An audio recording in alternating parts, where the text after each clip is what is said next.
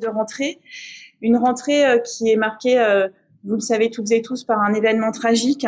Notre collègue Caroline Grandjean a été poussée au suicide par la haine lesbophobe dont elle a été victime en tant qu'enseignante et directrice d'école. Nous pensons à elle, à son épouse, à ses proches, et nous tenons à rappeler, nous le rappellerons au ministère, que nous avons expressément demandé de garantir la reconnaissance de l'imputation au service de son suicide. Et nous avons aussi demandé expressément que les résultats des enquêtes qui ont été diligentées puissent contribuer à établir les responsabilités, mais aussi à établir des mesures de prévention plus efficaces et que ces préconisations soient connues des représentants des personnels et des personnels. Et puis cette rentrée, c'est aussi, hélas, l'attaque au couteau dont a été victime notre collègue et un élève au lycée horticole d'Antibes mercredi dernier. C'est un acte terrible et dont l'issue aurait pu être beaucoup plus grave sans le sang-froid du proviseur. Nous témoignons de toute notre solidarité à l'ensemble de la communauté éducative de l'établissement. Cette rentrée scolaire se déroule dans un contexte politique et budgétaire singulier. Après la chute du gouvernement de François Bayrou et la nomination d'un nouveau Premier ministre en la personne de Sébastien Lecornu, la préparation du budget de la Nation pour 2026 s'enlise. Pour toute la CFDT et donc aussi pour la CFDT Éducation, Formation, Recherche publique, changer de Premier ministre ne change rien à la situation et n'entame pas non plus notre résolution à réussir la mobilisation du 18 septembre. Le risque d'un budget qui fasse peser les efforts de manière injuste sur les travailleurs et les travailleuses, sur les services publics, reste grand. Il faut donc continuer à construire le rapport de force pour obtenir un autre budget.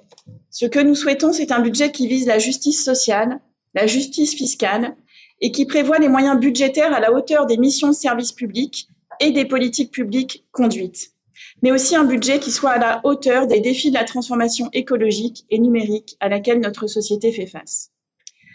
Changer de Premier ministre ne change pas non plus les réalités professionnelles de celles et ceux qui font l'école au quotidien. Or, l'état du service public d'éducation est très préoccupant en cette rentrée. La CFDT Éducation, Formation, Recherche publique a fait le choix pour cette rentrée de privilégier les témoignages des personnels dans l'ensemble de nos champs de syndicalisation sur le plus grand nombre de territoires possible. Les équipes militantes dans toutes les académies vont à la rencontre des personnels, quel que soit leur métier, les réunissent pour parler de leur réalité professionnelle et les militants et militantes de la CFDT accueillent aussi les personnels, soit dans les permanences syndicales, soit en recevant leurs appels, leurs mails et en répondant le plus possible à leurs interrogations, à leurs besoins d'accompagnement et de défense syndicale. Nous avons donc des descriptions à hauteur de femmes et d'hommes qui travaillent au service de l'éducation nationale, de ce que les restrictions budgétaires font au travail et font du travail des agents et des agentes. Et le constat est extrêmement préoccupant, à la fois pour les conditions de travail des collègues et pour les conditions d'études des élèves. Je vous propose donc un premier tour d'horizon que nous pourrons compléter ensuite dans l'échange. Les coupes budgétaires, ce sont celles qui sont déjà à l'œuvre en 2025. On a eu l'occasion d'en parler à un point presse en fin juin, début juillet, puis dans différents échanges avec les unes et les autres. Et je vous remercie de cette attention à nos analyses syndicales, aussi des réalités professionnelles. Mais ce sont aussi les coupes budgétaires que les acteurs anticipent pour 2026. Et tout ça, ça produit des effets bien concrets. Des effets souvent en contradiction avec les priorités politiques affichées par les ministres et des effets concrets qui dégradent les conditions de travail, qui réduisent l'offre éducative. Partout, dans toutes les remontées de terrain que nous avons, le nombre de missions de service civique dans les écoles ou établissements scolaires a diminué dans des proportions importantes. 3 fois moins dans le Calvados, 4 fois moins dans la Manche, 10 fois moins dans l'Allier. Et ce sont des écoles dans lesquelles les directeurs et directrices n'auront plus aucun appui à la direction d'école. Des projets pédagogiques au service des élèves dans des écoles, collèges et lycées qui ne pourront pas être conduits. C'est aussi en fait un renoncement majeur en termes de politique de jeunesse et de politique de l'engagement. Nous constatons aussi partout des difficultés de pilotage liées à la fois aux restrictions budgétaires et aux annonces tardives à mettre en œuvre. À cette rentrée, par exemple, dans le premier degré, le choix sous contrainte budgétaire d'affecter sur des postes à l'année tous les titulaires a pour conséquence de n'avoir plus de professeurs des écoles disponibles pour les remplacements à venir.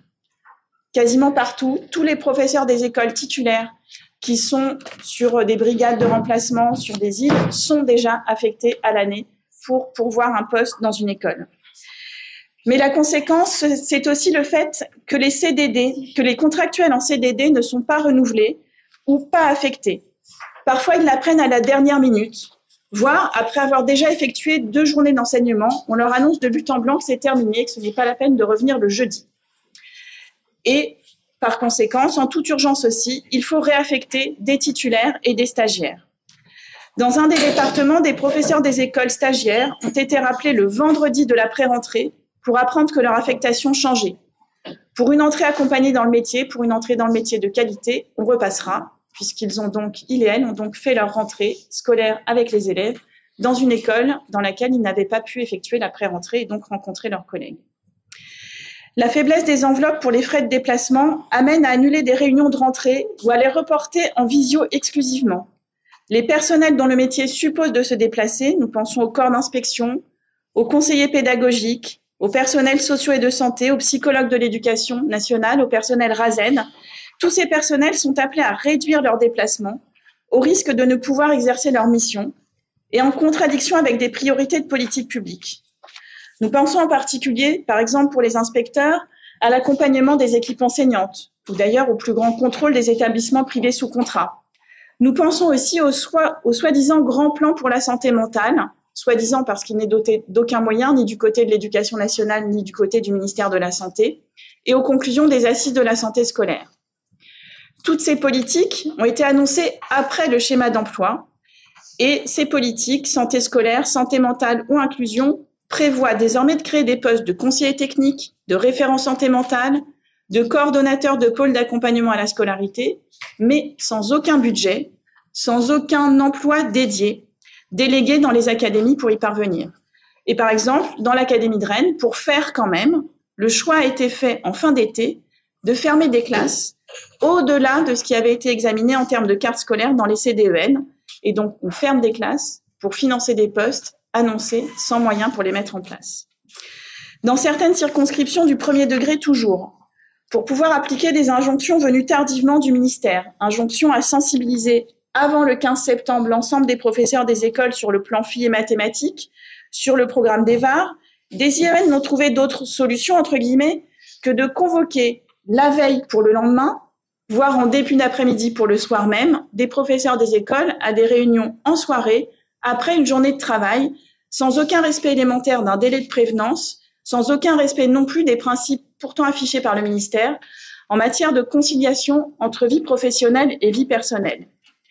Ces convocations à la dernière minute ne permettent même pas de s'assurer que les agents auront un temps de récupération suffisant entre la fin d'une journée travaillée et la prise de service le lendemain matin. Évidemment, pour la CFDT, de telles convocations, une telle manière de piloter le système éducatif n'est pas acceptable. Les recherches d'économie budgétaire ont aussi des conséquences sur l'emploi et les conditions de travail, avec des effets de spirale négatifs contraires avec toute la politique d'attractivité. Dans plusieurs académies, des enseignants contractuels n'ont pas été reconduits début juillet, avec à la clé une précarité importante.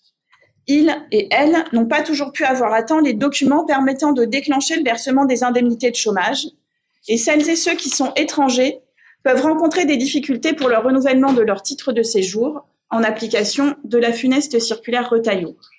Ce sont autant de collègues qui ne seront sans doute plus disponibles lorsque de nouveau, les services académiques auront besoin d'elles et eux pour assurer des remplacements longs. Dans l'été, toujours, nos syndicats académiques constatent que des enseignants stagiaires ont démissionné, que des AESH ont démissionné dans des proportions qui paraissent plus importantes que les années précédentes. Pour pourvoir les postes désormais non couverts, des académies ont donc dû prononcer des affectations en toute dernière minute. Une charge lourde et complexe pour les gestionnaires dans les services déconcentrés, des gestionnaires personnels administratifs qui subissent déjà depuis longtemps la sous-administration de l'éducation nationale. La tentation est alors grande de répartir la charge sur celles et ceux qui sont en poste, même si ça n'est pas soutenable en termes de conditions de travail. Des AESH découvrent ainsi que leur service est émietté sur un grand nombre d'élèves, ce qui permet de dire que les élèves ayant des notifications ont un accompagnement, et ils sont affectés sur plusieurs écoles et établissements.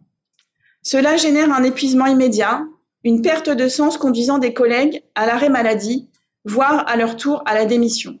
Une de nos militantes AESH décrivait la semaine dernière que dès la première semaine de la rentrée, elle a passé des dizaines d'heures à accompagner des AESH qui n'en pouvaient plus de leur service et de la manière dont leur emploi du temps était modifié à la dernière minute pour pallier les démissions d'autres collègues. Dans le second degré, il faut proposer à des enseignants d'augmenter encore leur nombre d'heures supplémentaires ou laisser des élèves sans professeur. Un dilemme difficile pour tous les collègues, quel que soit leur métier. Alors, il manque peut-être moins d'enseignants que l'an dernier, comme l'annonce la ministre. Et pour une fois, nous saluons le fait que la ministre ait joué une forme de vérité des prix en annonçant le nombre d'ETP non pourvus. Mais ce résultat s'est fait au prix du refus de toutes les demandes de temps partiel sur autorisation, de disponibilité et autres types de congés sur autorisation. Par ailleurs, la plupart de nos syndicats académiques disent qu'il n'y a plus de personnel non affecté pour les remplacements à venir dès la deuxième semaine après la rentrée, et alors qu'il y a toujours donc des postes non pourvus. Et d'après les retours de nos militants, ces postes non pourvus se situent en particulier dans les lycées professionnels. Dans plusieurs départements, les autorités académiques affirment ouvertement que les professeurs des écoles qui auraient des rendez-vous médicaux un jour de classe ne sont pas assurés d'avoir une autorisation d'absence, même pour un rendez-vous chez un spécialiste, à l'hôpital ou dans un désert médical. Et que si c'est le cas, cette autorisation d'absence se traduira par le retrait d'une journée complète de salaire et d'une journée d'ancienneté générale de service, avec des conséquences au moment de la date du départ à la retraite. Dans l'Académie de Toulouse, il a même été dit en séminaire de directeurs ou lors d'audiences et d'instances qu'il est préférable que les professeurs des écoles tombent malades et se fassent opérer pendant les vacances scolaires. Pour la CFDT, ces dérives autoritaristes sont parfaitement inacceptables et nous l'avons fait savoir au ministère de l'Éducation nationale. Les restrictions budgétaires sont donc désormais telles que les écoles et établissements scolaires n'ont plus de marge pour exercer une autonomie pédagogique réelle et n'ont même plus parfois les moyens de mettre en œuvre ce qui est réglementaire. Pour la première fois, un de nos adhérents chefs d'établissement dans l'Académie de Rennes témoigne qu'il lui manque 10 heures pour faire des services réglementaires pour les professeurs d'EPS en charge de la section UNSS, pour accorder toutes les pondérations liées par exemple au fait d'enseigner en classe terminale. Et le rectorat de reconnaître la situation, tout en lui assurant qu'il est impossible de lui allouer ces 10 heures, pourtant indispensables pour respecter la réglementation. Dans de nombreuses académies, les témoignages affluent sur le fait que les dotations horaires des établissements, les dotations en pacte ou en IMP, ne permettent plus de financer du tutorat, des clubs, des projets pédagogiques, parfois même le dispositif devoir fait, et qu'il ne sera pas possible de mettre en place, conformément au programme, l'éducation à la vie affective, relationnelle et à la sexualité. Si l'on ajoute la diminution des financements des collectivités territoriales sur l'éducation culturelle, pour la CFDT, on assiste à un assèchement de l'offre éducative qui va se limiter aux heures d'enseignement, sans plus de possibilité d'accompagner les élèves rencontrant des difficultés d'apprentissage, sans plus de possibilité d'offrir une ouverture culturelle à toutes et tous. La reproduction des inégalités sociales à l'école, dans ce contexte, a de beaux jours devant elle. Et c'est sans compter d'autres restrictions des collectivités qui impactent l'accès à l'école, transport scolaire, manuel par exemple en Île-de-France, transport des élèves notifiés pour un suivi extérieur dans le cadre de l'inclusion ou de problématiques de santé. Le résultat, ce sont aussi des personnels enseignants et de direction qui se démotivent. Exemple emblématique, en Alsace, la perspective de devenir personnel de direction n'attire plus. L'an dernier, la formation académique pour devenir personnel de direction avait attiré 120 collègues. Cette année, il n'y a que 8 inscrits. Dans notre dossier de presse, vous trouverez aussi un focus sur la rentrée à Mayotte, où nos collègues témoignent que les réparations ne sont pas toutes effectuées ou durables, et qu'il demeure des problématiques majeures de conditions de vie pour la population, et donc pour les personnels aussi en termes de logement. La CFDT tient à saluer toutefois la volonté réaffirmée de la ministre et de la rectrice de faire respecter le droit à l'éducation pour tous les enfants vivant à Mayotte. Reste à voir quels moyens se donnera l'État pour faire respecter ce droit face à la xénophobie de certains collectifs locaux. Cette rentrée est enfin aussi marquée par l'entrée en vigueur progressive de la réforme de la formation initiale des enseignants et des enseignantes et par la poursuite des travaux pour en préciser tous les contours. Les groupes de travail se suivent et les questions sans réponse et les doutes s'accumulent. Nos sections universitaires montrent que les modules de préparation au concours en licence 3 ne sont pas financés en 2025, mais le ministère nous affirme que les demandes seront couvertes dans le budget 2026. Nous rappelons que 10 millions d'euros étaient pourtant prévus. En attendant, les modules de préparation au concours sont organisés, sont préparés, avec parfois moins d'heures ou plus d'étudiants, puisqu'on anticipait dans les universités de ne pas avoir les financements pour les organiser. On risque donc d'être loin de l'accompagnement vanté par les ministres. Le financement des salaires des enseignants du scolaire qui devrait intervenir massivement dès la rentrée 2026 dans la nouvelle licence professorat des écoles et le nouveau master métier de l'enseignement et de l'éducation, en plus de ceux qui le font déjà, n'est pas clarifié. Les universités n'ont pas confirmation de la compensation dans leur masse salariale de l'accueil de ces nouveaux collègues. Et puis, on voit par ailleurs assez mal comment les rectorats laisseront partir, même partiellement, des enseignants vers les universités, compte tenu de tout ce que nous avons décrit plus tôt sur la gestion des enseignants et des enseignantes. Le partage, par ailleurs, des postes offerts à la session 2026 entre concours au niveau licence et concours au niveau master n'est toujours pas connu, alors que les inscriptions commencent la semaine prochaine, c'est-à-dire plus tôt que ce qui avait été annoncé l'an dernier.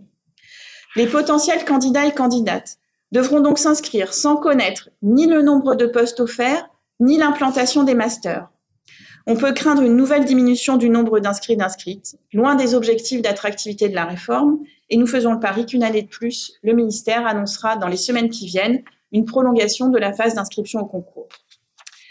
Pour la CFDT Éducation, Formation, Recherche publique, la mobilisation du 18 septembre prochain pour défendre le monde du travail face à des pistes budgétaires brutales et injustes sera donc aussi l'occasion d'appeler à une prise de conscience sur ce que les coupes budgétaires font au service public d'éducation et à ses agents et agences.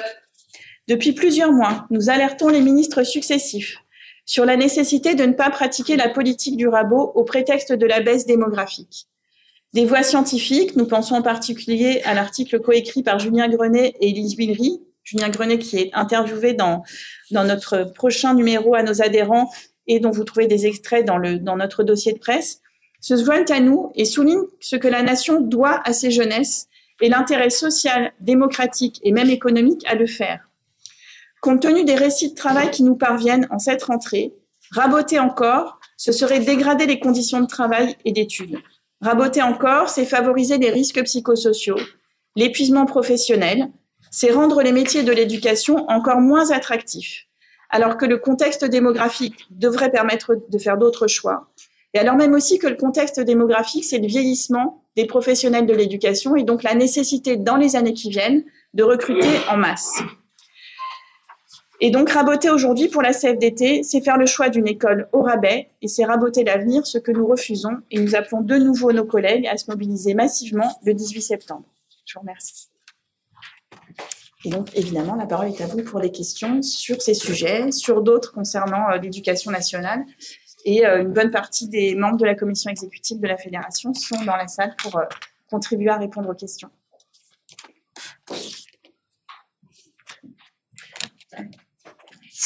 Si vous pouvez vous représenter les unes et les autres au fur et à mesure. Merci. Bonjour, Hortense Crépin pour la radio RTL. Concernant justement cette journée de jeudi, est-ce que vous avez déjà une première tendance ou des premiers retours de la part de vos collègues sur le fait qu'ils comptent se mobiliser ou pas et peut-être même pour certains se mobiliser pour la première fois? Merci. On peut prendre plusieurs questions si vous le souhaitez. Alors, sur les perspectives de mobilisation, en fait, les choses évoluent jour après jour. Je dirais que plus le temps avance, plus on a des retours de collègues qui souhaitent se mobiliser par différents biais. Il faut reconnaître que les premiers jours, on est dans un milieu professionnel où les collègues sont happés par la rentrée. J'ai décrit une rentrée avec, d'une part, des événements qui affectent fortement l'ensemble des personnels de l'éducation nationale, le suicide de Caroline Grandjean, l'attaque au couteau dans un lycée horticole, ça remue beaucoup. Et puis, il y a la préoccupation de faire tourner les écoles, les collèges et les lycées dans le contexte que j'ai décrit. Donc, les tout premiers jours, le retour de nos syndicats, c'était l'incertitude sur le 18 et le sentiment que les collègues, dans un premier temps, n'étaient pas en train de discuter beaucoup de la mobilisation du 18 dans les salles des personnels, parce que la préoccupation première, c'était le fonctionnement quotidien de l'établissement ou de l'école dans lequel ils exercent. Mais désormais, on sent que des collègues souhaitent se mobiliser et continuer à peser sur le débat budgétaire, peut-être continuer aussi à engranger des modifications drastiques du projet de budget pour la nation.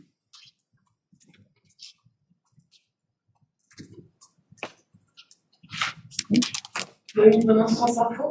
Vous avez parlé de l'EVARS. Citez un peu rapidement, par exemple, j'ai pas tout saisi le lien avec le manque de moyens et le manque d'HSE, d'IAB, etc. En quoi ça peut peser sur l'application de ces nouveaux programmes? Je commence et puis tu veux commencer. En fait, dans le second degré, souvent pour organiser des séances d'éducation à la vie affective, relationnelle et à la sexualité, il y a ce qui peut se faire au sein de chaque enseignement, et puis il y a la perspective d'organiser des séances spécifiques. Pour organiser ces séances spécifiques, il faut rémunérer les professionnels qui vont les effectuer en plus de leur service classique. Et puis l'autre impact aussi des restrictions budgétaires, c'est que souvent on fait appel à des associations partenaires de l'éducation pour contribuer à animer des temps d'échange avec les collégiens, collégiennes, lycéens, lycéennes. Et là aussi, s'il n'y a plus de financement possible, si on ne peut plus assurer des financements et le défraiement des bénévoles ou des salariés des associations qui se déplacent, en fait, ça ne fonctionne plus. Et c'est le cas aussi dans le premier degré, Caroline. Oui, les 3 séances obligatoires, elles ne sont pas comprises dans les services des enseignants. Donc, il faut bien les rémunérer en plus. Il faut les rémunérer en plus pour les enseignants. Alors, s'il y a une infirmière qui intervient, c'est dans son service, mais pour les enseignants, c'est pas le cas. Et puis, ça impacte aussi les formations. On en est toujours au même point sur la formation continue, qui est bloquée par la nécessité d'avoir des remplaçants dans le premier degré qui puissent prendre en charge les classes, et dans le second degré, des formations qui doivent se faire sans impacter des absences sur les temps de cours. Donc, si on a des personnels qui sont pas formés, ça va être quand même beaucoup plus compliqué de les mobiliser pour faire des séances. Et juste, maintenant que vous avez des exemples d'endroits dans le secondaire ou dans le premier degré où il y a des établissements qui disent nous là on voit pas, vu notre budget, on voit pas comment on va faire. Oui, alors ça, on pourra vous mettre en relation avec des militantes ou responsables de syndicats pour vous permettre d'avoir des témoignages. Mais oui, très clairement, il y a des équipes qui se demandent comment elles vont faire ou qui savent déjà qu'elles ne pourront pas faire aussi bien qu'elles faisaient auparavant, ce qui est quand même un paradoxe. C'est-à-dire qu'on a des programmes intéressants dont on a souligné la qualité à la CFDT qui pourraient se mettre en place de manière moins satisfaisante pour des équipes qui étaient très, très engagées sur le sujet jusqu'à présent. Et puis dans le premier degré aussi, la multiplicité des objectifs de formation prioritaire pour les personnels du premier degré fait qu'on a un certain nombre de circonscriptions. Le retour des collègues, c'est que les VARS, ça passera après les fondamentaux, comme d'habitude, et que donc en fait, comme il n'y aura pas assez de jours de formation possibles pour les enseignants et enseignantes, ils ne seront pas formés. Juste pour compléter Sonia Principe France Inter, j'ai pas bien compris, en fait, vous dites que ce n'est pas compris dans le service des enseignants, mais pourtant ça fait partie des programmes. Alors, je pense qu'on peut vous faire une liste, en s'y prenant à plusieurs, de tout ce qui est prévu dans les programmes et qui n'est pas comptabilisé dans les services. C'est le cas de toutes les éducations A, en fait. Donc, dans le premier degré, on s'arrange bon an mal an puisque tout est dans tout et à travers un travail sur un texte, on va dire qu'on fait du français, et donc on va travailler sur un texte sur le développement durable ou sur les VARS dans le cadre de l'EMC. Mais dans le second degré, si je suis prof d'histoire géo, j'ai mon service qui est inscrit à l'avance pour faire de l'histoire géo. Si je veux faire des séances en plus, c'est en plus de mon service. Donc c'est pas parce que c'est dans le programme que c'est des heures qui sont dans les services des enseignants. Donc ça se rajoute à l'emploi du temps des élèves. C'est des heures en plus dans l'emploi du temps des élèves. On va leur dire, voilà, vous devez finir à 16h le lundi, finalement vous allez finir à 17h. Alors, les séances spécifiques, elles pourraient très bien effectivement s'intégrer dans une semaine de cours et que y ait une heure qui soit effectivement ajoutée, ça c'est possible. Après, en ce qui concerne donc les VARS, non seulement il y a des séances spécifiques, comme l'a dit Caroline, mais ça relève aussi des enseignements, des séquences d'enseignement quotidiennes, quelle que soit la discipline. Seulement, il est nécessaire de former les enseignants et de voir avec eux comment ils peuvent intégrer les VARS aussi dans leurs activités pédagogiques. Ça demande du temps. Et puis, pour aller plus loin, les VARS pourraient très bien aussi s'inscrire dans le projet d'établissement, pour parler du second degré. Peut-être aussi dans le projet d'école dans le premier degré. Et ça nécessite aussi de la concertation et des temps communs de réflexion pour monter le projet EVARS dans l'établissement ou dans l'école. Et ça, ce temps-là, ben on l'a pas. C'est du temps invisible. Alors il y a des équipes qui sur le volontariat vont effectivement le prendre, et ailleurs, ben, ce sera pas possible. Donc voilà. Donc là, il y a vraiment un déséquilibre et un manque de moyens sur ce sujet. Juste, de façon complémentaire, on peut vous mettre en relation avec une de nos collègues militantes qui fait des interventions pour les VARS beaucoup, et qui fait ça en plus de ses heures de service, c'est-à-dire qu'elle le fait pas pour ses classes, mais elle le fait pour d'autres classes de son établissement. Donc ça, évidemment, ça vient en plus. Et sans problème, on peut vous mettre en relation avec elle et vous expliquera comment ça se passe. Allez-y. Il y a toujours le même sujet. Bonjour. Donc Jeanne Gagny pour le groupe pédagogique. Donc toujours sur le sujet de l'EVAR, est-ce que vous avez une idée de la proportion de ces heures d'enseignement qui sont faites par les professeurs de discipline, souvent je pense au SVT par exemple dans le second degré, et ces heures qui sont faites ou bien par l'infirmière de l'établissement ou par des associations en fait. Quelle est un peu la proportion prise en charge en interne par les professeurs? Tu veux répondre? Alors, à ma connaissance, non, on n'a pas de chiffrage, nous, et puis en plus, clairement, on ne pourrait pas être dans l'exhaustivité, c'est très variable d'un établissement à l'autre. Et justement, là, l'intérêt du programme tel qu'il est écrit, c'est aussi d'insister sur ce qu'évoquait Laetitia juste avant, c'est-à-dire comment dans une équipe, comment dans un établissement, dans une école, on fait un projet collectif qui permettra de rassembler qui fait quoi à quel moment et comment on s'assure que tous les élèves bénéficient de l'ensemble du programme sur leur scolarité, que ce soit à travers des séances spécifiques ou intégrées à l'enseignement. Mais cette dynamique-là, elle suppose, et c'est ce que rappelait Laetitia, du temps de concertation.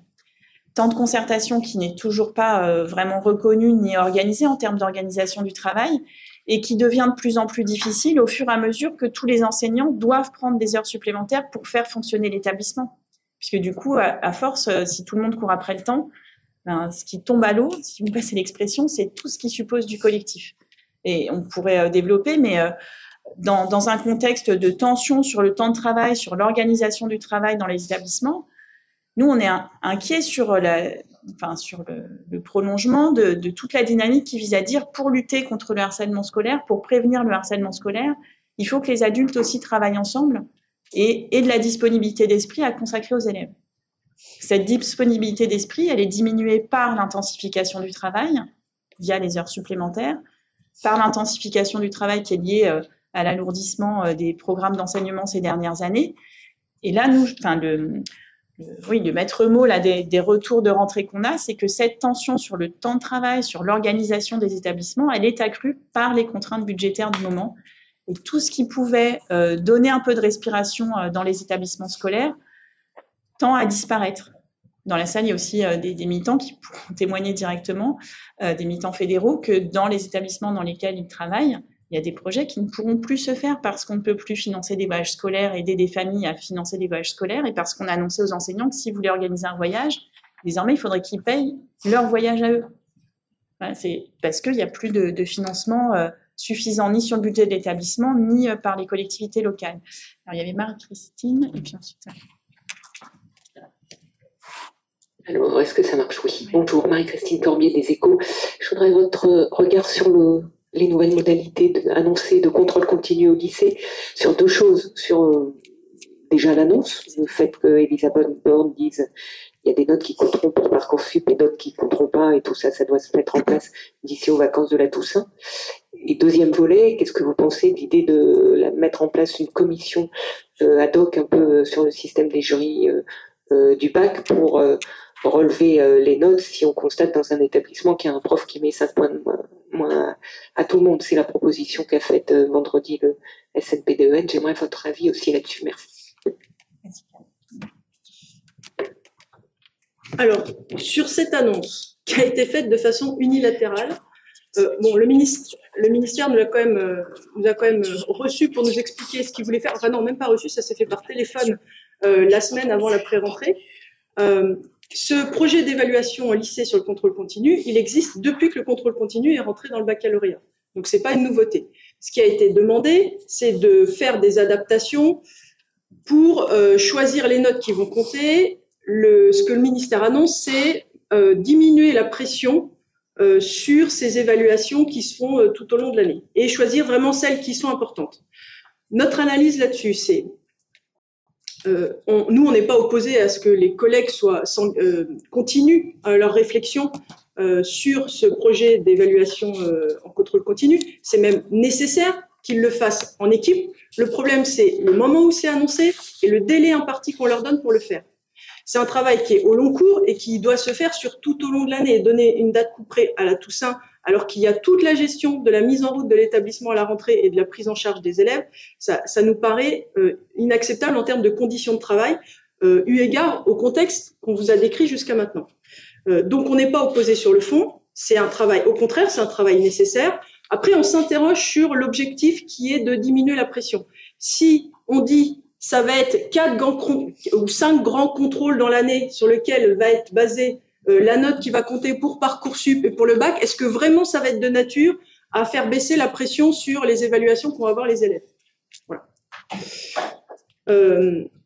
Ensuite, sur l'annonce pour les jurys qui avait été fait, c'est une petite musique qu'on entend un petit peu. Et là encore, ça réinterroge le travail collectif et la manière et le temps qu'ont les collègues pour discuter ensemble de la manière d'évaluer, de ce que veut dire l'évaluation, de ce qu'on met derrière et de ce qu'on évalue. Ça veut dire aussi d'avoir une culture commune de l'évaluation. Donc là, on est face à 2 problématiques majeures pour nous, pour la mise en œuvre réelle et efficace de ce type de disposition. C'est de la formation continue à l'évaluation, parce que pour alimenter cette discussion entre équipes, et 2, du temps collectif pour pouvoir en discuter ensemble. Oui, Sophie Lovie de l'AFP. Donc, toujours sur le contrôle continu, pour poursuivre la question de Marie-Christine, est-ce que vous pensez que ça va se mettre en place? Est-ce que vous pensez qu'on peut mettre en place à la Toussaint une réforme pour l'année scolaire en cours? Et ça, c'est la première question. Deuxième question sur les AESH. Vous avez dit que c'était plus tendu cette année. Donc, est-ce que vous avez le sentiment que le ministère aussi et les rectorats tardent à embaucher des gens pour faire des économies, que, par exemple, il y a des AESH qu'on n'a pas reconduites pour l'instant, qu'on va embaucher qu'à la Toussaint, par exemple, ça permet d'économiser. Et vous avez parlé de démission aussi. Est-ce que vous avez beaucoup de remontées en ce sens et les raisons? Voilà. Alors, je démarre un petit peu sur est-ce que ça peut se mettre en place en complément de ce que disait Caroline. Du point de vue du ministère, oui, puisqu'ils ont pris des dispositions, publié des textes, etc. Du point de vue de la réalité du travail, c'est beaucoup plus complexe parce que, c'est ce que décrivait Caroline, pour que ça fonctionne vraiment et que ça ait du sens en termes de travail pour les personnels, mais aussi du sens pour les élèves et leurs familles, ça suppose qu'il y ait du temps de concertation. Et une fois de plus, rebelote, ce temps de concertation n'existe pas. Parce que pour que cette histoire de donner les clés de compréhension à tout le monde de pourquoi certaines notes de contrôle continu ne compteront pas pour la validation du diplôme, ça suppose, et pour sortir aussi, parce que c'est un des objectifs affichés, d'une logique où il y aurait une pression très forte des familles sur les enseignants ou des élèves sur les enseignants sur augmentez-moi la note pour que ce soit bien pour mon dossier sur Parcoursup ou pour le bac, etc. Ça suppose non pas de réfléchir note par note, mais d'avoir une réflexion, je dirais, de principe sur les notes qui comptent pour l'examen.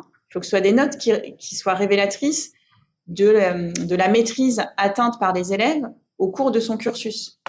Et que d'une certaine manière, sur une même compétence, un même champ de connaissances, les enseignants puissent dire une note de début de formation qui est faible, si ensuite l'élève a progressé, on ne retient pas la note qui est faible au début, parce que ce qui compte pour l'examen, c'est le niveau atteint en cours de formation, au fil de la formation.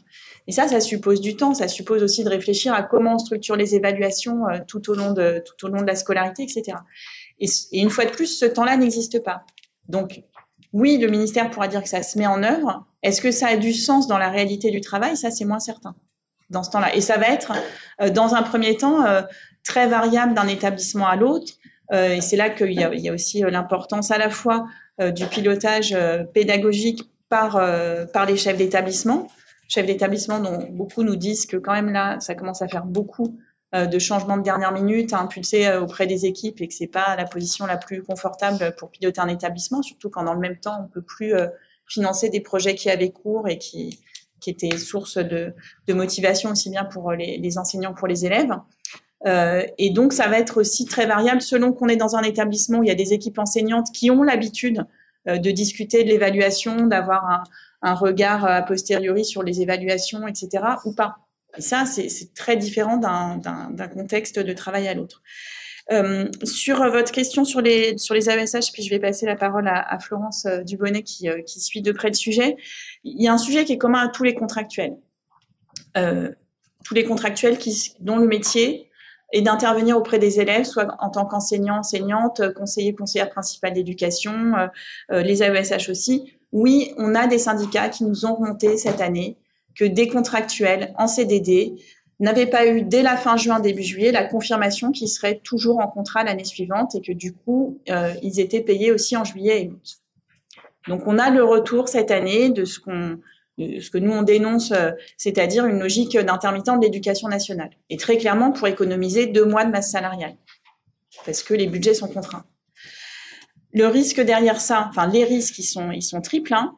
D'abord, nous on pense à nos collègues contractuels, parce que bien souvent, comme les services administratifs sont en sous-effectif par rapport à la charge, ces collègues ne parviennent pas à obtenir des services de l'éducation nationale en temps et en heure les documents qui leur permettent de s'inscrire à France Travail et de bénéficier rapidement de l'indemnisation du chômage. Donc concrètement, c'est des personnes qui se retrouvent en général sans aucune rémunération, au moins en juillet, voire en août. Je l'ai dit aussi, nous on a des alertes sur des collègues de nationalité étrangère non ressortissants de l'Union européenne qui sont en difficulté pour le renouvellement de leur titre de séjour. Donc là, c'est un niveau de précarité encore plus élevé. Nous, ça fait plusieurs années qu'on demande au ministère de rappeler à l'ensemble des services déconcentrés leur responsabilité sociale en tant qu'employeur et de s'assurer qu'on facilite la vie des contractuels de nationalité étrangère pour le renouvellement de leur titre de séjour. Ça passe y compris par des autorisations d'absence quand il y a des rendez-vous en préfecture au service des étrangers. C'est pas toujours le cas. Le troisième risque, c'est que ces collègues, ils ne reviennent plus à l'éducation nationale, ou en tout cas plus dans l'académie dans laquelle ils ont été aussi maltraités. Et on a plusieurs académies qui ont un grand besoin de personnel contractuel. Et des besoins en AESH, on en a beaucoup. Et dans plusieurs académies, nos syndicats disent aussi que le vivier potentiel de recrutement d'AESH est asséché. Mais donc Florence Dubonnet, qui est dans la salle et qui suit ça de très près, a recueilli, rassemblé des témoignages de militants et de militantes qui suivent tout particulièrement les AESH. Je te laisse. Compléter, en fait, en début d'année, je ne sais pas trop quelle est vraiment la part budgétaire. Ce qu'on sait, c'est que déjà tout au long de l'année dernière, il y avait des difficultés pour les étudiants et des difficultés, vous savez, sur ce qui se joue autour de la pause méridienne. Parce que l'an dernier était annoncé que les AESH pourraient augmenter leur temps de travail en accompagnant les élèves sur le temps méridien. Ça a été très compliqué et dès ce début d'année, ça allait aussi. C'est-à-dire qu'on prend sur le reste de l'accompagnement pour accompagner sur le temps midi. On n'augmente pas le temps de travail et ça, c'est lié aussi à des questions budgétaires. Il y a aussi autour de cette pause méridienne tout un flou en cette rentrée, puisqu'il y a eu plusieurs textes qui se sont succédés. Et il y avait une circulaire l'an dernier qui existait, qui a été retirée parce qu'entre-temps, on a travaillé sur un projet de loi qui est sur le financement par l'éducation nationale de ce temps méridienne en lien avec les collectivités. Et du coup, il y a tout un tas de choses qu'on se fait, c'est-à-dire le volontariat de la AESH pour travailler sur ce temps méridienne. Et donc, enfin, voilà, ça fait qu'il y a de la désorganisation assez forte de toutes ces questions dans ces début d'année. Il y a beaucoup de choses qui ont trait justement à l'organisation du travail des AESH qui créent des difficultés. Et c'est vrai qu'on a beaucoup de retours de démissions pendant l'été, et dès cette rentrée, comme on disait tout à l'heure, on a des plusieurs qui ont témoigné d'énormément de contacts dans cette rentrée sur des problématiques d'organisation du travail, de répartition des emplois du temps entre différents élèves au sein de l'école, enfin, des gros retours autour de ça. Et il y a aussi des questions autour de la mise en place des passes, parce que justement ça touche à l'organisation. Il y a des endroits où les passes remplacent les PIA, il y a des endroits où il y a le double fonctionnement, et on voit qu'il y a encore des nouvelles personnes finalement qui arrivent sur des postes de coordonnateur de passes et qui ont besoin de compétences pour il y a tout un tas de problématiques aussi d'organisation en contexte. Il y avait Pascal Bouchard. Oui, là on a parlé de choses qui sont arrivées hier. Alors avant-hier, il y avait la circulaire de rentrée. Je voudrais savoir quelle analyse vous en faites et comment vous voyez la pensée pédagogique d'Elisabeth Borne. Comment vous sentez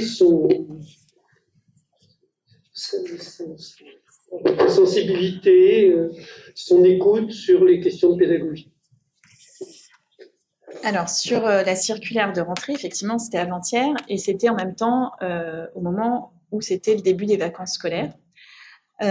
Donc, on est quand même depuis plusieurs années dans une situation où on a une circulaire de rentrée, d'une part, qui ne fait l'objet d'aucune concertation, d'autre part, qui paraît de plus en plus tard, puisque on se souvient d'une période maintenant antédiluvienne à laquelle les circulaires de rentrée étaient publiées en mars ou avril. Et donc, les circulaires de rentrée à cette époque-là pouvaient devenir de véritables outils de travail pour les équipes dans les écoles, les collèges et les lycées pour préparer l'année suivante. Désormais, on a des circulaires de rentrée qui sont avant tout des objets de communication politique et qui ne sont en rien des outils de travail, ne serait-ce que par leur date de publication. C'est-à-dire qu'elles sont publiées tellement tardivement qu'il est impossible de s'en saisir à l'année N-1 pour préparer la rentrée de l'année suivante. Voilà, donc ça oscille entre la compilation de choses déjà annoncées, ce qui est en grande partie la circulaire de rentrée publiée début juillet 2025, et parfois au milieu de tout ça, des annonces de choses nouvelles à mettre en place, et donc à mettre en place dans de mauvaises conditions, c'est ce qu'on disait tout à l'heure, puisque les inspecteurs de l'éducation nationale, les IAIPR, les personnels de direction, découvrent tardivement des éléments de politique publique qu'ils vont devoir demander à leurs équipes. Ce qui amène à des convocations de dernière minute dans un format qui n'est pas acceptable en termes de conditions de travail. Mais chacun est pris dans l'attention. Est-ce que j'obéis à la consigne ministérielle ou la dernière consigne ministérielle, ou est-ce que je respecte d'autres consignes ministérielles par ailleurs en termes de qualité de la relation et des relations humaines au sein du ministère ou pas. Après, sur cette circulaire précisément, je dirais qu'il y a quelques poncifs, moi, qui m'ont beaucoup énervée. Par exemple, quand on n'écrit pas, on ne pense pas, ce qui est une contre-vérité absolue, et qui dans ce passage sur le rapport à l'écrit, voilà, il y a des poncifs qui, en fait, sont des contre-vérités qui ne permettent pas de construire de toute façon une action pédagogique réelle. Donc, il y a un passage sur l'écrit. Vous vous souvenez, parce que le Premier ministre avait dit qu'il fallait faire beaucoup sur l'écrit, je ne sais plus quels étaient ces termes, le Premier ministre de l'époque, François Bayrou.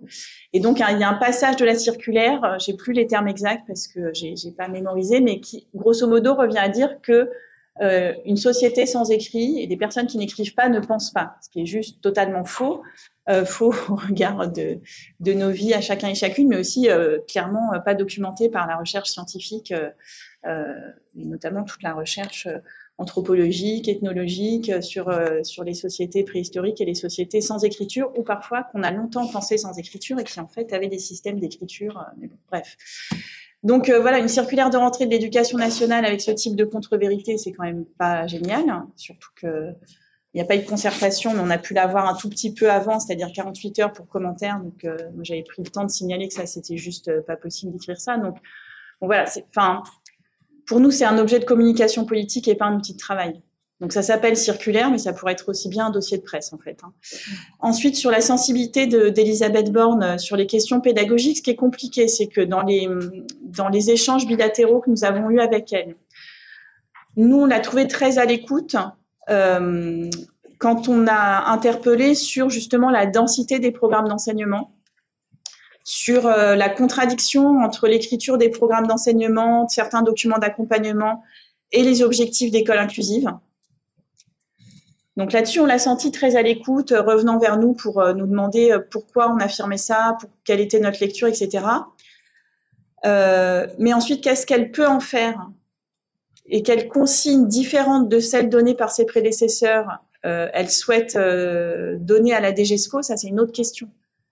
Parce qu'il y a à la fois ce qu'un ou une ministre, qui ne sait pas combien de temps il ou elle va rester, veut impulser, et puis des structures qui sont bien installées, le fonctionnement actuel du Conseil scientifique de l'éducation nationale, le fonctionnement actuel du Conseil supérieur des programmes, des consignes au long cours depuis en particulier le quinquennat de Jean-Michel Blanquer sur le mode pour restaurer l'excellence, il faut muscler les examens, il faut muscler les programmes, donc reprenez-en 3 louches et ça ira mieux. Ben ça produit des effets puissants dans la durée et il faudrait mettre beaucoup de puissance pour aller dans une autre direction. Donc là, pour le moment, c'est plutôt l'inconnu. Et puis là, on a une ministre pour le moment démissionnaire dont on ne sait pas si elle ou la personne qui lui succédera mettra en œuvre un peu ce qu'elle avait dit sur on finit les évaluations par l'inspection générale notamment de la mise en œuvre des groupes de niveau ou de besoin, de la mise en œuvre de la réforme de la voie pro. On présente les conclusions de ces rapports aux organisations syndicales dans le cadre du dialogue social, puis on prend des décisions suffisamment tôt par rapport à la rentrée suivante pour ne pas bousculer. Qui va faire ça maintenant alors qu'on n'a pas de ministre de plein exercice et que les incertitudes budgétaires sont aussi fortes? Et en fait, là, en cette rentrée, on a plutôt un côté où la ministre a eu connaissance de rapports ou de pré-rapports et on a des décisions précipitées à la veille de la rentrée scolaire. Donc, voilà, je ne sais pas si ça a été une volonté de faire vite parce qu'elle avait sous la main des premiers bilans d'étape qui allaient dans son sens pour défaire partiellement ou retoucher à ce qui avait été fait par des prédécesseurs. Et donc, elle a voulu le faire vite avant l'incertitude complète. Mais au passage, il y a eu très peu de dialogue social, en fait. On a été invités parfois à des réunions 48 heures à l'avance pour nous présenter, par exemple, les évolutions sur les examens, etc. Donc, voilà. Je dirais que la temporalité est trop courte pour pouvoir savoir ce qu'elle peut impulser vraiment sur ces questions-là. Je pense que c'est une ministre qui a mis beaucoup de son poids pour essayer d'éviter des arbitrages budgétaires plus problématiques encore que ce qu'ils sont. Mais sur la partie, je dirais, politique éducative, le temps n'est pas suffisamment long pour qu'on vérifie qu'elle mette en place aussi cette démarche d'évaluation avant de prendre des décisions. Oui, puis ensuite, Violaine. Je vais juste ajouter une illustration supplémentaire de cette ambivalence où on sent une volonté de bien faire, mais en même temps, elle tombe dans les annonces de communication sans moyen derrière. Un exemple formidable à cette rentrée, c'est le plan filles et mathématiques. Qui a été annoncé au mois de mai pour une mise en œuvre à cette rentrée de septembre. Et il est prévu, il était prévu, puisqu'on est le 15, que à cette date, tous les personnels de l'éducation nationale, que ce soit du premier degré et du second degré, aient 2 heures de sensibilité au biais de genre dans l'enseignement, notamment des sciences et des mathématiques. Que pour ce faire, ça allait être les chefs d'établissement, les directeurs et directrices d'école et les référents à l'égalité filles-garçons reçoivent une formation pour pouvoir animer ce temps de 2 heures de sensibilisation. Bon, je ne sais pas si elle croyait véritablement que c'était possible de le mettre en œuvre dans la vraie vie, mais le fait est que, alors il y a des stratégies différentes suivant les départements, suivant les territoires, entre le premier et le second degré. C'est impossible. Les services ont avoué eux-mêmes qu'ils étaient dans la capacité de former tous les directeurs, toutes les directrices, tous les personnels de direction pour pouvoir faire cette sensibilisation. Donc, dans le second degré, on a beaucoup de pairs qui ont encore une certaine autonomie pour dire, bon, ben ça, pour l'instant, on gère la rentrée dans les établissements et puis on le fera après, et tant pis si c'est pas fait le 15 septembre, on le fera, mais un peu plus tard, quand on aura le temps de le placer. Et dans le premier degré, on a des endroits avec des injonctions qui sont mises en œuvre, avec ce genre de convocation dont on vous parlait, où on dit au personnel, aux directeurs et directrices, non, mais on n'a pas eu le temps de vous former, mais il faut quand même faire les 2 heures de sensibilisation, donc vous les mettez à l'ordre du jour d'un conseil de maître, et comme ça, on pourra dire que c'est fait. Voilà. Ce genre de communication, d'annonces de plan qui sont sur un sujet d'intérêt très important pour nous. L'accès... le fait de faire sauter les censures et que les personnels se rendent compte que qu'ils font partie de ce problème d'autocensure aussi de certains de nos élèves pour l'accès à l'enseignement des mathématiques et des filières scientifiques, c'est un vrai sujet dans notre système scolaire qui est documenté. Mais la manière dont c'est mis en œuvre, On sait que c'est pas possible, ça ne marchera pas. Au bout, l'effet, il sera 0. Voilà. Donc, cette ambivalence des volontés de faire, mais elle tombe quand même dans l'écueil des plans de communication sans moyen derrière pour le mettre en œuvre. Et sur les groupes de besoins, j'ai l'impression qu'il y a la même chose. Elle a introduit de nouvelles souplesses, elle a rappelé fermement, et ça il faut le reconnaître, c'était important qu'elle rappelle fermement qu'il était hors de question de faire un groupe de besoins de niveau avec uniquement les élèves de l'ULIS, du collège, etc. Ça c'était important, c'était un écueil qu'on avait souligné dès le début, enfin un risque. Donc elle a fait des choses et on voit bien qu'elle a un regard critique sur un certain nombre de politiques décidées avant elle. Maintenant, on n'a pas encore été au bout de ce qu'elle avait annoncé, c'est-à-dire, je le redis, des rapports d'évaluation versés au dialogue social pour prendre des décisions suffisamment tôt dans l'année scolaire précédente pour ne pas bousculer la préparation de rentrée. Violaine ? Bonjour, Violaine Morin du Monde. Moi, j'avais une remarque et 2 questions. La remarque, c'est par rapport à ce que vous avez dit sur l'évaluation au lycée. Je pense que c'est quand même important de rappeler que la CFDT a toujours dit qu'il y avait un problème avec ça. Moi, je me souviens d'avoir eu des conversations avec Alexis Torcher en 2019-2020 sur l'évaluation au lycée. Et je sais qu'il a plaidé des sujets dans la commission lycée, commission de suivi de la réforme du lycée pendant des années. Donc, en fait, on sait depuis le début qu'il y a un problème avec ça. Et en particulier, moi, j'ai le souvenir que votre syndicat avait beaucoup plaidé pour ce sujet. J'en viens donc à ma première question. Nous, sur cette question de l'évaluation au lycée, on a l'impression que les établissements ont plutôt décidé d'attendre de voir, en particulier là dans le contexte de la démission du gouvernement.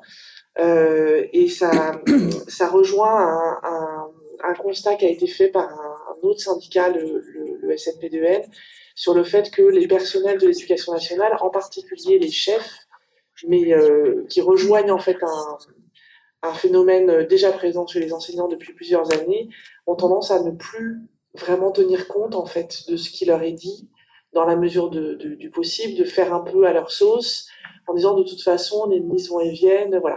Donc cette question des personnels coupés complètement du politique et des injonctions descendantes, qu'est-ce que vous en pensez? Est-ce que vous êtes d'accord avec ce constat? Et j'avais une deuxième question qui n'a aucun rapport. Nous, on a été alertés pas mal sur des questions de classes supprimées, en particulier dans l'académie de Créteil. Je pense à l'exemple de Florent Ternicien, c'était vous qui nous l'aviez donné. Oui, qui est là. Bonjour. Je ne connaissais pas de visage, donc voilà, désolé, je ne savais pas que c'était là. Donc effectivement, dans un lycée où il manque une classe de première générale, si je ne me trompe pas, et où il y a 2 classes de ST2S qui sont surchargées. Et il n'y a pas eu d'ouverture de division supplémentaire. Et en fait, nous, on est en train de se rendre compte que c'est un peu le cas dans pas mal d'établissements à Créteil. Donc, je voulais savoir si vous avez des remontées hors cette académie sur des situations similaires où il y a une division en moins et du coup, toutes les classes en collège passent à 27-28, voilà, choses comme ça. Alors, sur l'historique de nos positions sur l'évaluation au lycée, oui, vous avez raison de le rappeler. La CFDT n'était pas hostile, loin s'en faut, à l'introduction d'une dose de contrôle continu, y compris parce que on constate, moi je l'ai constaté à plusieurs reprises en tant qu'enseignante, ayant lu des terminales quasiment en continu, que certains élèves qui ont des bons résultats pendant l'année s'effondrent en épreuve terminale.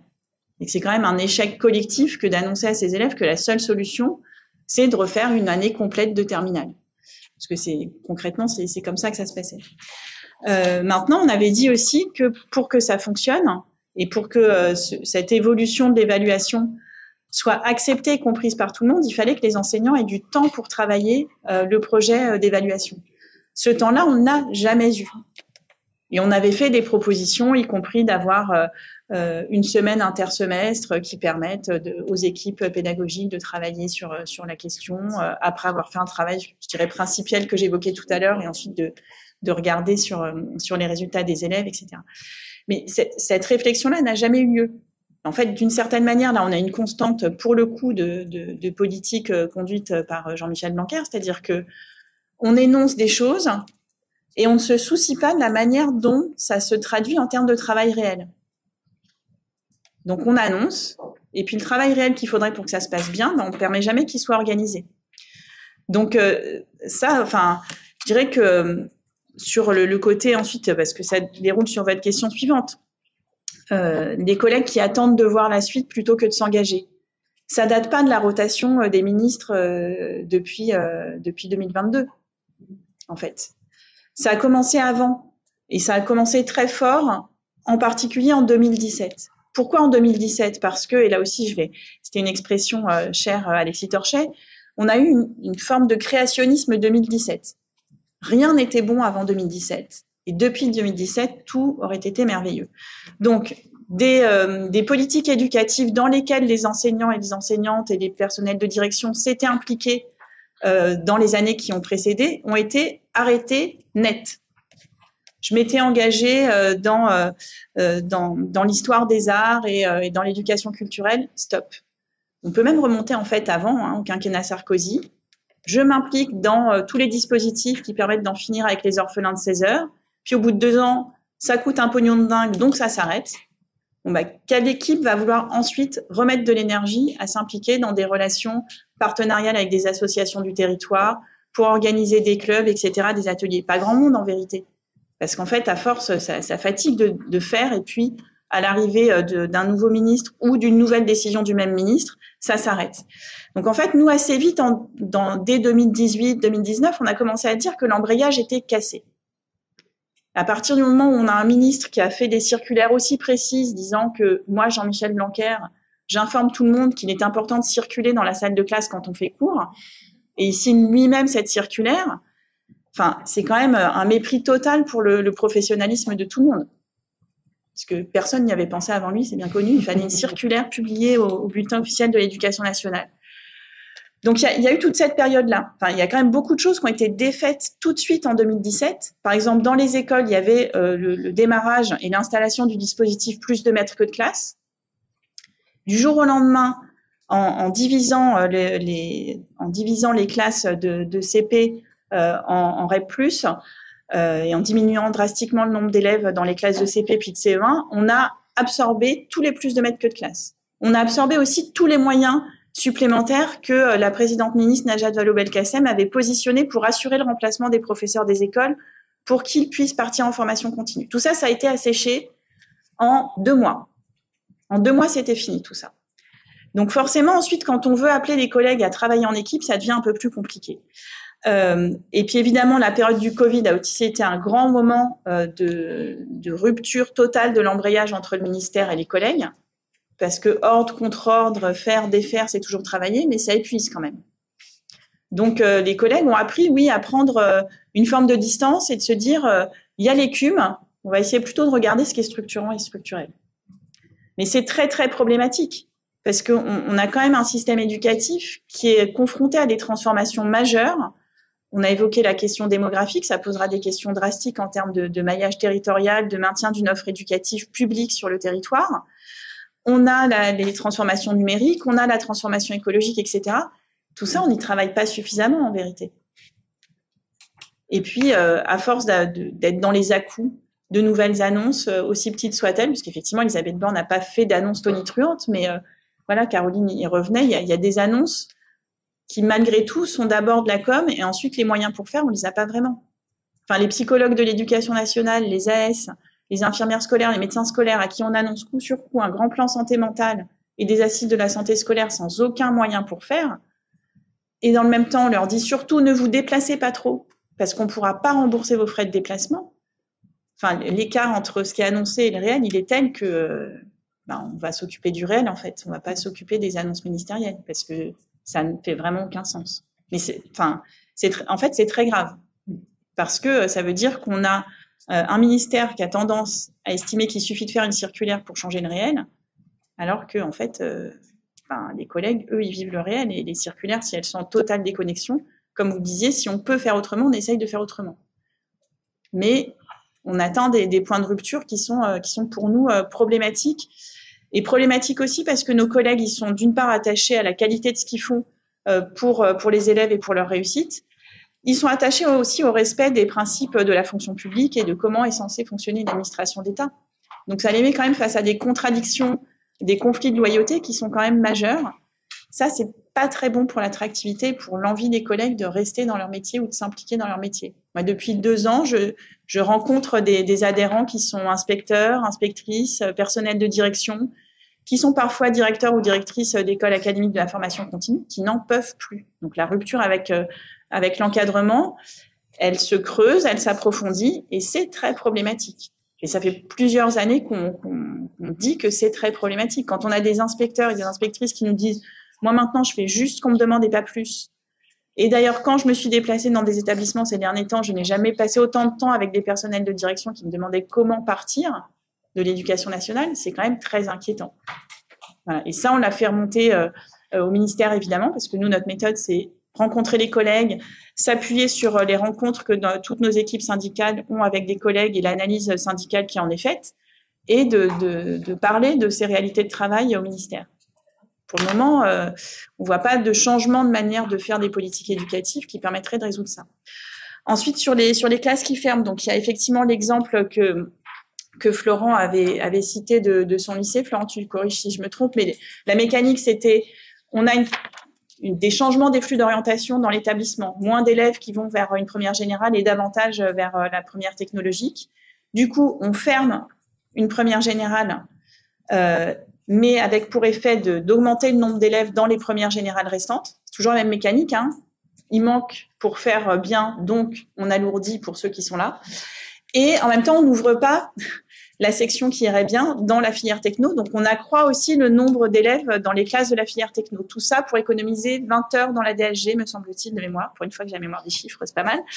Là, on est sur des économies de bout de chandelle. Donc, là où on a d'autres exemples, c'est ce que j'évoquais tout à l'heure dans l'Académie de Rennes. Pour pouvoir dire au ministère, oui, on a installé un poste de référent santé mentale dans le département, oui, on a installé un poste de conseiller technique assistante sociale, un poste de conseiller technique psy-EN, il faut trouver des postes. En fait, on n'en a plus, puisque de toute façon, en plus, c'est une académie dans laquelle on a supprimé les postes. On va fermer encore en plus une classe dans telle ou telle école. On n'a pas supprimé les élèves, hein. Donc en fait, on a réparti les élèves dans les autres classes. Comme ça, on récupère un ETP qui permet de financer ce poste-là. Donc, on a bien des effets ricochets. Il manque des moyens budgétaires et en emploi pour faire tout ce qu'il faut faire. On alourdit la barque quelque part pour récupérer un petit peu pour faire autre chose ailleurs.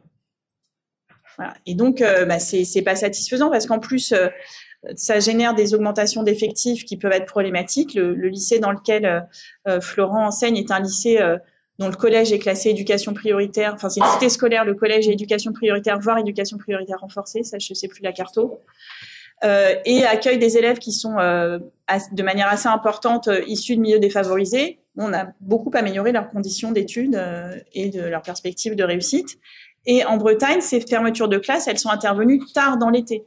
Donc ça veut dire que tard dans l'été, voire à la rentrée, le directeur ou la directrice d'école découvre qu'il y a une classe de moins dans son école. Et puis des collègues qui avaient une affectation en juin-juillet découvrent qu'ils ne l'ont plus.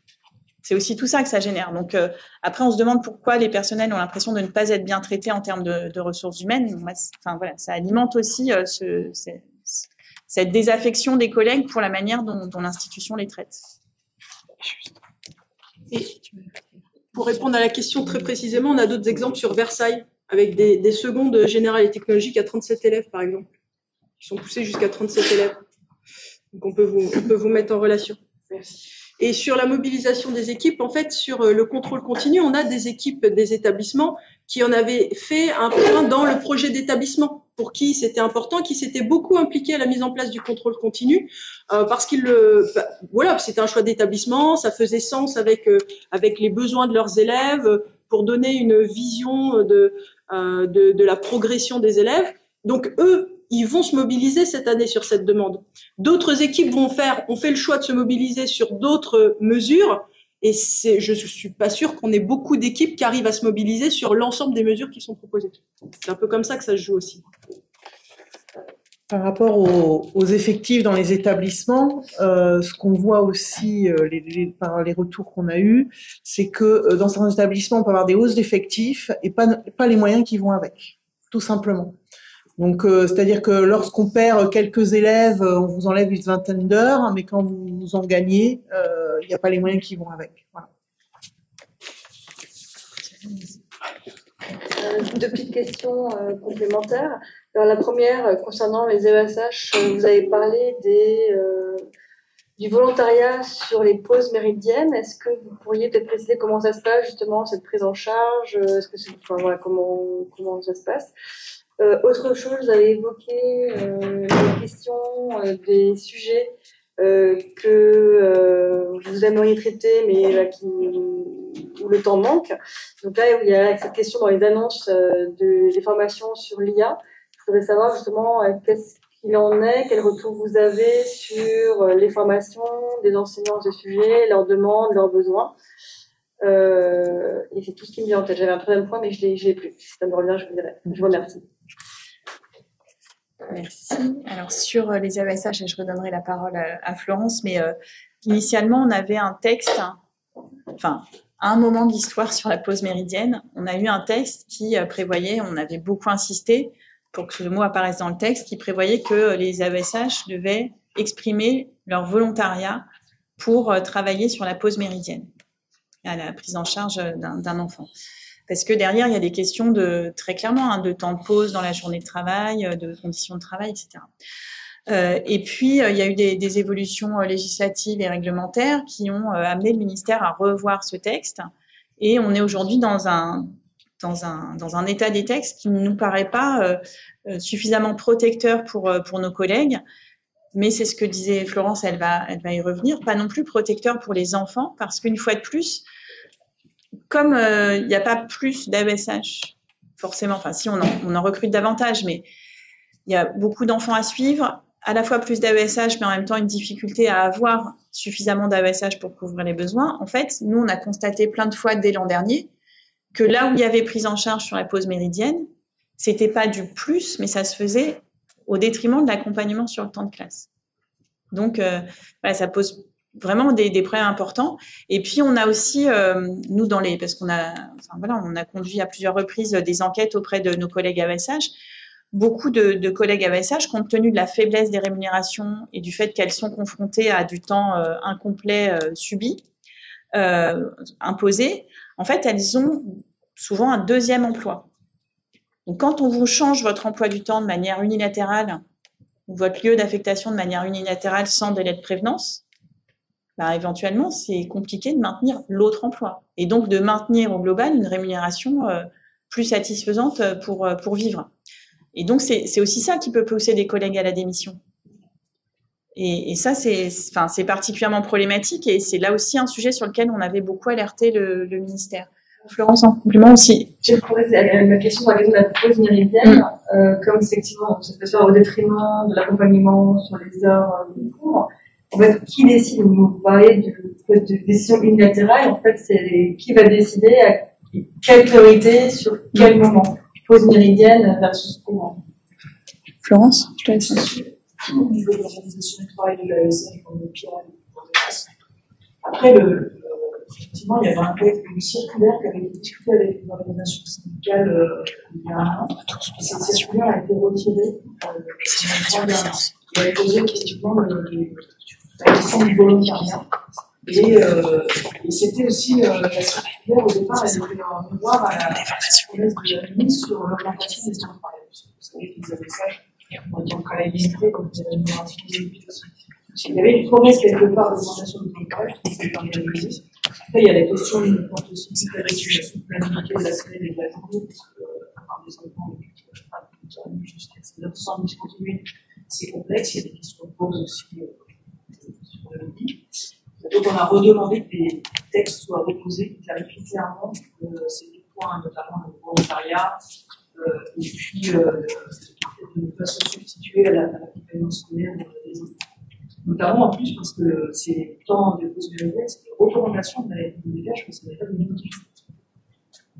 Vraiment, on voit que c'est un sujet qui revient depuis l'an dernier, c'est quand même quelque chose qui nous a bien vécu. C'est une question de temps. Sur la question que vous posiez sur l'intelligence artificielle, Alors, pour être clair, on commence à avoir des discussions avec le ministère de l'Éducation nationale sur intelligence artificielle et travail, pas seulement travail enseignant, puisqu'il y a des discussions sur des cadres d'usage de l'intelligence artificielle qui ont eu lieu, y compris aussi sur l'utilisation de l'intelligence artificielle dans tout le travail des personnels administratifs. Parce que c'est aussi une question importante. Il y a la question pédagogique, mais il y a aussi l'utilisation de l'intelligence artificielle dans tous les actes RH. Pour le moment, on a relativement peu de retours de nos adhérents et adhérentes sur les formations relatives à l'intelligence artificielle. Donc, je ne peux pas répondre complètement à votre question. Après, quand même, ça s'inscrit dans une logique globale sur la formation, c'est-à-dire que beaucoup de ces formations sont des formations à distance, qui sont dans un rapport individuel à la formation, là où nos collègues, quand on a des échanges sur l'intelligence artificielle, posent aussi beaucoup la question, qui est une question qu'il faut appréhender collectivement à l'échelle d'un établissement, c'est de voir qu'est-ce que les élèves font de l'intelligence artificielle, comment ils l'utilisent, et qu'est-ce qu'on doit en faire avec eux, comment on doit les outiller, les accompagner dans l'usage de l'intelligence artificielle, quel recul critique évidemment, quelles limites y mettre et comment on réfléchit la question. Et ça suppose, une fois de plus, à la fois de la formation d'équipe, la formation collective qui permettent aussi de l'échange entre pairs, entre enseignants sur leur lecture des choses. Mais on gagnerait aussi à ce qu'il y ait du travail collectif dans un établissement scolaire sur qu'est-ce qu'on observe comme usage par les élèves, qu'est-ce qu'on fait comme usage aussi en tant que professionnel et comment on met un cadre collectif et partagé autour de tout ça. En sachant qu'on est au devant quand même d'une part d'évolutions importantes, mais aussi de changements dans le cadre. Enfin, on voit bien que l'éducation nationale évoque le fait d'avoir une intelligence artificielle spécifique éducation nationale, qu'il y a pas mal d'univers professionnels où il y a des intelligences artificielles qui sont spécifiques à un domaine de connaissances référencé. C'est aussi toute la distinction entre, je dirais mettre intelligence artificielle au pluriel et pas au singulier, connaître les différents outils qui existent, les limites de chacun. Mais je dirais que pour le moment, on est au début. En tout cas, en termes de dialogue social à l'éducation nationale, on est au début. Et ce qu'il faudrait regarder aussi finement, parce que l'an dernier, il y avait une expérimentation qui était lancée de mémoire je sais plus si c'est Toulouse ou Montpellier, avec des professeurs des écoles volontaires pour utiliser une intelligence artificielle fournie par l'éducation nationale qui jouait sur des exercices qui devaient permettre de faciliter l'individualisation, la gestion de l'hétérogénéité dans la classe. Et il y avait eu formation pour le coup en présentiel sur temps de travail, etc., ce qu'on ne déploie pas à l'échelle de l'ensemble de l'éducation nationale. Et il y avait un suivi de cette expérimentation, non pas seulement par l'inspection générale, mais aussi par des chercheurs en sciences de l'éducation des universités locales. Et voilà, pour le moment, moi, j'ai pas le retour des analyses de cette expérimentation pédagogique pour voir ce que ça produit.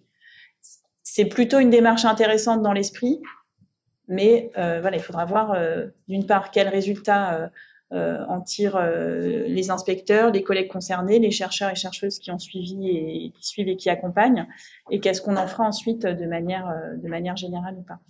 Mais souvent, dans le passage à l'échelle sur la formation, la partie formation en présentiel sur temps de travail et pas exclusivement en dehors du temps d'enseignement, en général, ça tombe à l'eau. Alors, Christine, puis ensuite Sophie.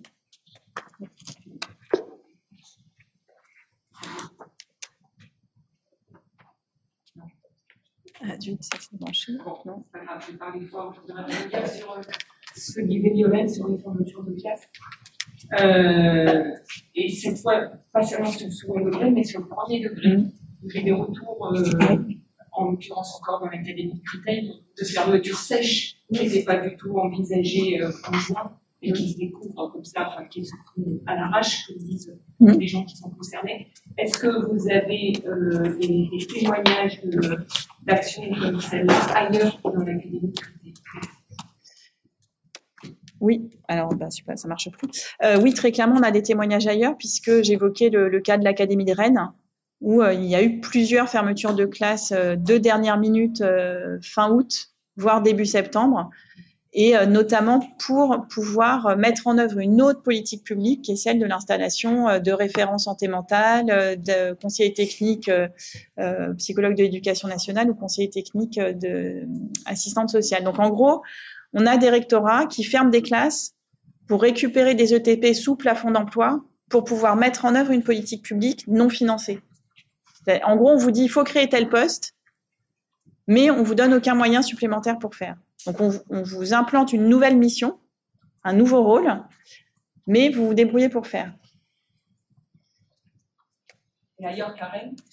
Là, tout de suite, il faudrait que je reprenne nos différents témoignages, parce qu'on a beaucoup. C'est à Rennes que c'était le plus important. On a d'autres académies où le sujet, c'est encore de trouver des enseignants pour mettre devant les classes dans l'Académie de Versailles, notamment, ne serait-ce que dans le département des Hauts-de-Seine, il y avait 32 ETP d'enseignants qui étaient vacants. Concernant 95 postes, puisque c'était souvent aussi en lien avec des temps partiels. Donc, dans ces académies-là, la priorité, c'est d'arriver à pourvoir les postes et de pas laisser des classes sans enseignants. Sophie? Je voulais revenir sur l'école inclusive. Vous avez parlé tout à l'heure de la superposition des PIAL et des PASS. Je voulais savoir si vous avez des retours sur notamment l'extension des PASS, où ça fonctionne. Est-ce qu'il y a beaucoup de dispositifs qui sont comptés en termes de personnel? Ou est-ce que c'est juste ajouter une couche supplémentaire au millefeuille? Les premiers retours qu'on a, c'est plutôt ajouter une couche supplémentaire au millefeuille.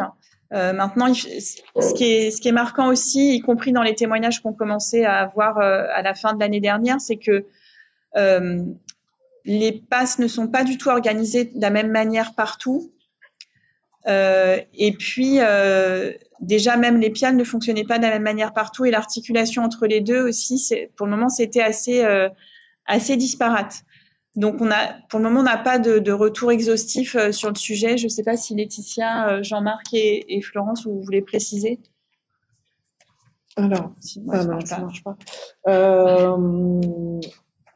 Effectivement, c'est pas la même organisation partout. Après, c'est peut-être encore un peu tôt pour voir les résultats.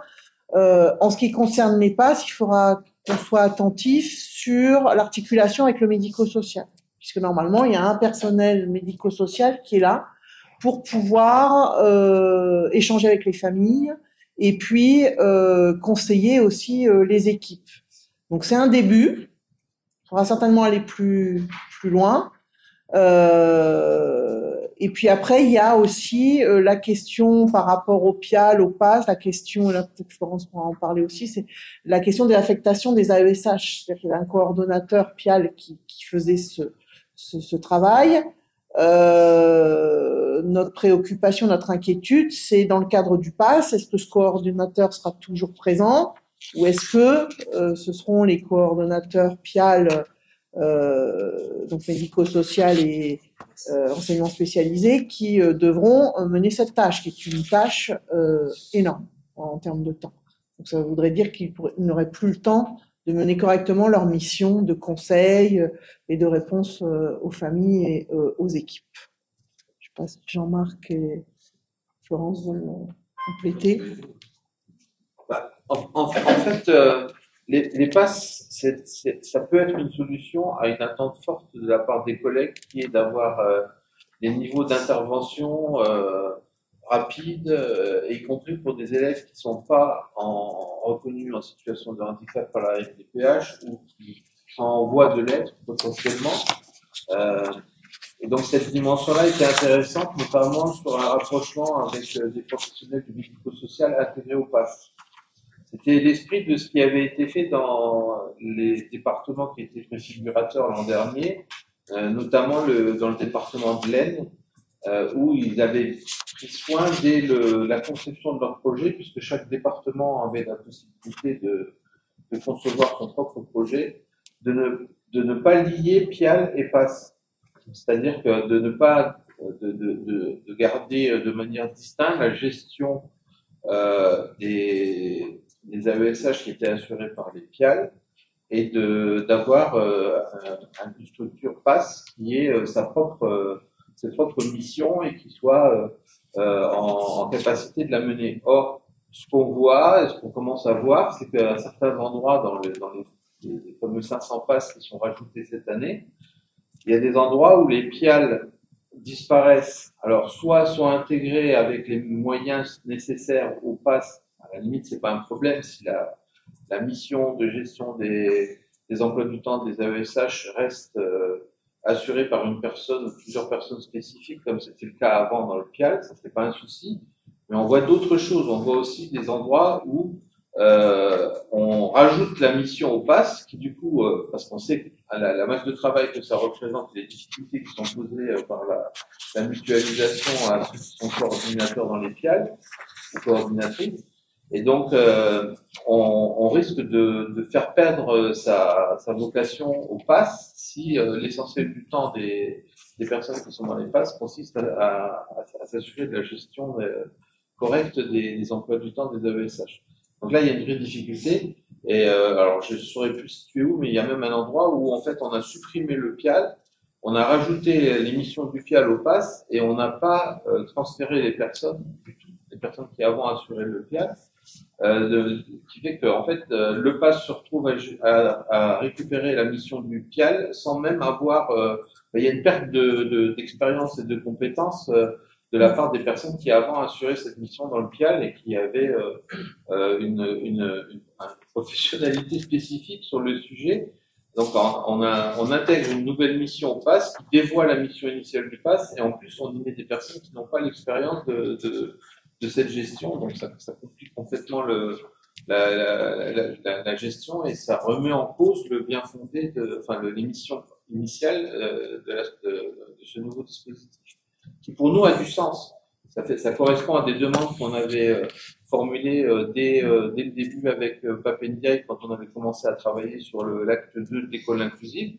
On avait porté fortement le besoin pour beaucoup de collègues d'avoir un soutien, notamment de la part de personnel médico-social, et aussi un besoin pour les élèves, parce qu'en fait, on a beaucoup d'enfants aujourd'hui qui sont scolarisés dans le cadre de l'inclusion dans les classes dites ordinaires, qui auraient besoin d'un suivi qui est du type de celui qu'ils auraient pu avoir dans des établissements médico-sociaux, parfois même qui ont eu une notification pour aller dans ces établissements, mais ils n'y trouvent pas de place. Or, dans ces établissements-là, ils ont 3 dimensions dans l'accompagnement. Il y a l'accompagnement pédagogique, ce que les AESH et les enseignants et enseignantes ça fait partie de leur cœur de mission et de leur métier, mais aussi un accompagnement thérapeutique pour certains ou un accompagnement éducatif. Or, cette dimension-là, ces élèves, quand ils sont en milieu ordinaire, en fait, ils n'en bénéficient pas. Donc, nous, ce qu'on demande, c'est à la fois pour permettre aux collègues de travailler dans de meilleures conditions, de mieux connaître les élèves, de savoir comment les accompagner, qu'ils aient le soutien de professionnels du médico-social, mais aussi parce que les élèves en ont besoin eux-mêmes de cet accompagnement spécifique en lien avec leur situation personnelle. Florence, tu veux compléter ou pas? Non, c'était compliqué. Sur la réalité, on est en train de prendre la mesure, en fait, parce qu'il y a 3 universités entre les académies sur la mise en place de ce système. Et au niveau des textes aussi, puisqu'il y a eu un projet de loi qui n'a pas été passé à la CNP sur la structure du PASS et justement la manière dont on est en train de poursuivre attentivement les évolutions de ce côté-là.